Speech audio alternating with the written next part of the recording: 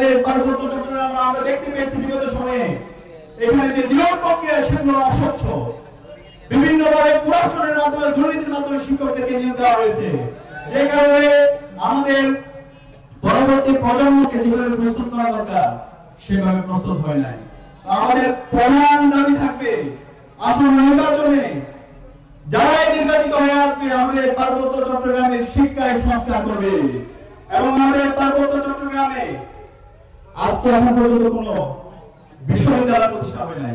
পার্বত্য চট্টগ্রামে যে রিসোর্স, এই রিসোর্স যদি আমরা কাজে লাগাতে চাই আমাদের এখানে কৃষি বিশ্ববিদ্যালয় দরকার। আপনারা কি একমত আমার সাথে?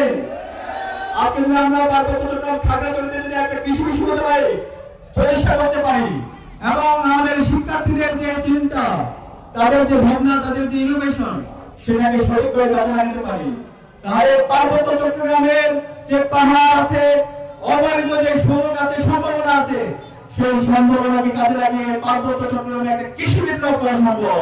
যে কৃষি বিপ্লবের মাধ্যমে বাংলাদেশের সকল সংকটকে উত্তরণ করা সম্ভব। আমরা দেখতে পাই আমাদের পার্শ্ববর্তী দেশ ভারতেও তারা কৃষির মাধ্যমে আজকে তাদের ন্যাশনাল তাদের গ্রুপ অনেক বেশি।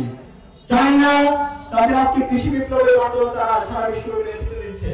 ব্রাজিলে তারা কৃষি বিপ্লবের মাধ্যমে নেতৃত্ব দিচ্ছে। ইভেন আমাদের যেগুলো উন্নত দেশ আমেরিকা, তাদের এখানেও এগ্রো ফার্মিং এর মাধ্যমে তাদের জিডিপিতে গুরুত্বপূর্ণ অবদান রাখছে। কিন্তু আমাদের পার্বত্য চট্টগ্রামে এত রিসোর্স থাকার পরও আমরা সেটাকে ঠিকমতো কাজে লাগাতে পারছি না।